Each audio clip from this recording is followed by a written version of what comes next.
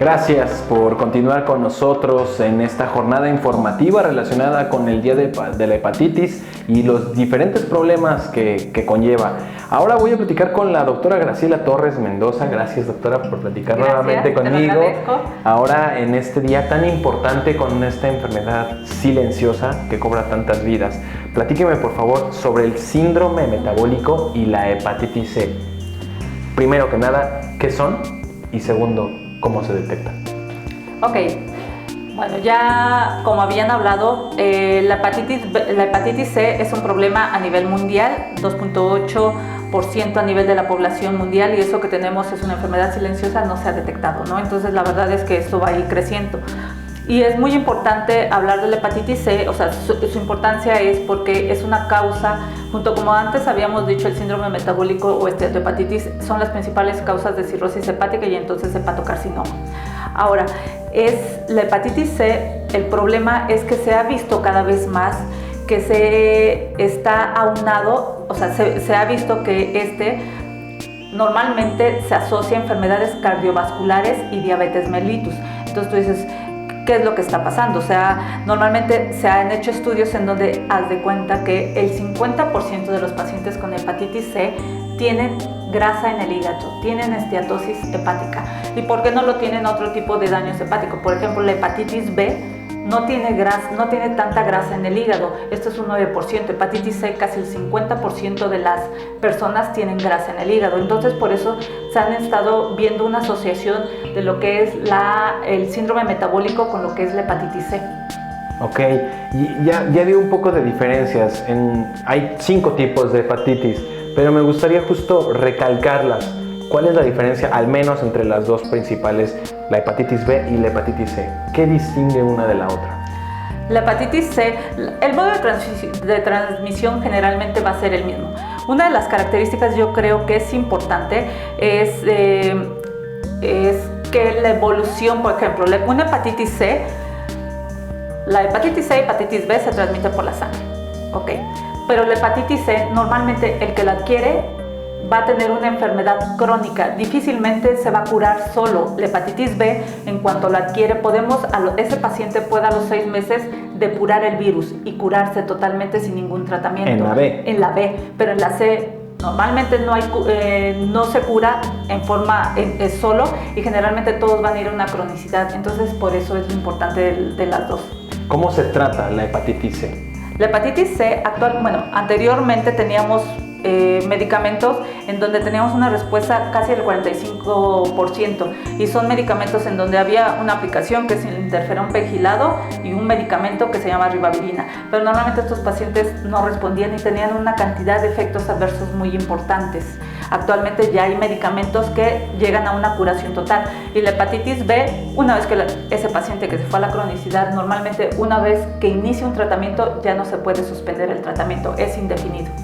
¿Puede ser de por vida? De por vida, es de por vida. ¿Qué papel juega? Y aquí es bien importante porque todo el tiempo o en los últimos meses hemos escuchado mucho los problemas que genera el sobrepeso, la obesidad, el sedentarismo, la propia diabetes. En este caso, ¿qué papel juegan estos problemas, estas enfermedades una vez que hay un paciente con hepatitis C?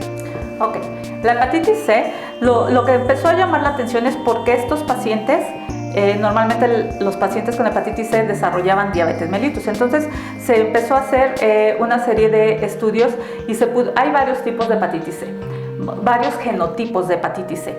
Entonces se vio que, por ejemplo, en los pacientes con hepatitis C de genotipo 1, que son la población más importante dentro de los mexicanos, eran pacientes que tenían concurrentemente, al mismo tiempo, estaban pasando con una esteatohepatitis no alcohólica, y esto como parte de un síndrome metabólico, es decir, eran pacientes que tenían diabetes o que tenían un índice de masa corporal muy elevado. Estos pacientes de genotipo 1 generalmente les encontraban grasa en el hígado, pero esto pasaba al mismo tiempo.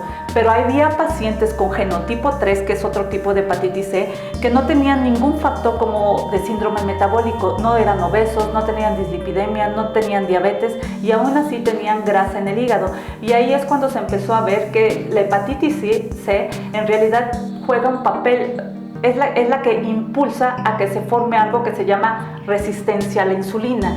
Y hablando de los subregistros, cómo entender la hepatitis y sobre todo a qué personas les da, en México, ¿por qué no se lleva un registro, un conteo muy específico relacionado con los pacientes y que tienen hepatitis C? Yo considero que la verdad es que no hemos dado la información total, todas las instituciones, para tener un buen reflejo de cuánta población tenemos con infección con hepatitis C.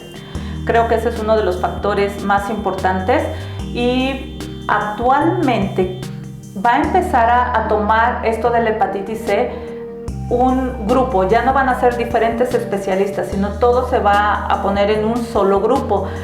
Pero creo que todavía nos hace falta tener, para poder decir vamos a erradicar, todavía nos hace falta tener un buen censo nacional para saber nuestra población que tenemos. ¿Hay manera de erradicarlo en el mediano o largo plazo? Actualmente con los nuevos tratamientos sí, hay mucha forma de que podamos curar la hepatitis C. No el daño que ya dejó ese virus en el hígado, porque ese daño no se va a quitar, pero sí de erradicar el virus de hepatitis C. Haz de cuenta, antes teníamos un tratamiento que se llama interferón, se llama porque yo creo que todavía hay, pero ya no se utiliza, interferón pegilado y ribavirina. Ese tratamiento normalmente sí tenía que ver si el paciente tenía síndrome metabólico, tenía diabetes, la probabilidad de respuesta era muchísimo menor. Entonces, si de por sí no era muy adecuado, tenía el 35% de probabilidad de respuesta, nosotros nos basábamos, si el paciente tenía alguna enfermedad, eso quería decir que iba a disminuir la probabilidad de responder a este tratamiento. Actualmente con las nuevas terapias es un paciente que normalmente se va a curar del virus de hepatitis C, pero el daño que haya hecho ese virus de hepatitis C normalmente hay que seguirlo vigilando, porque pues si ya quitas el virus, pero es un hígado que ya dejó fibrosis, por ejemplo, pues lo tienes que seguir porque igual iba a seguir con una cirrosis hepática. También se ha visto que pacientes, por ejemplo, trasplantados de hepatitis C, normalmente a 5 años, si ellos no se cuidaron, normalmente puede aparecer, por ejemplo, si tienen sobrepeso, un hígado graso, y ya no es la hepatitis C, pero ahora es el daño a nivel hepático por un hígado graso. O, como habíamos dicho, la hepatitis C fomenta la diabetes con el tiempo, con los años. Entonces quizá, aunque ya ese paciente ya se le haya trasplantado, se ha visto que a los 5 años ese paciente puede desarrollar diabetes mellitus tipo 2. Ok, pues la verdad es mucha información, y con esto último parece que hay un poco de luz al final del túnel, pese a las cifras que no son muy alentadoras. Doctora, ¿algo más que agregar? No, yo creo que es algo impactante cómo tenemos a dos patologías muy importantes. La verdad es que el síndrome metabólico es algo que está causando mucho daño en el hígado, y la hepatitis C pues es como la causa principal de cirrosis hepática. Entonces también es muy importante también que el paciente sepa, ya hay un tratamiento que normalmente cura la hepatitis C, pero eso no quiere decir que cuando se quita la hepatitis C, ese paciente ya está dado de alta y no va a tener ninguna repercusión posterior. Tiene que llevar una vigilancia muy importante, y si tiene algún factor de riesgo del síndrome metabólico, diabetes, triglicéridos, colesterol, o que tenga alguna enfermedad cardíaca, sí se tiene que vigilar, porque estos pacientes pueden seguir progresando su daño.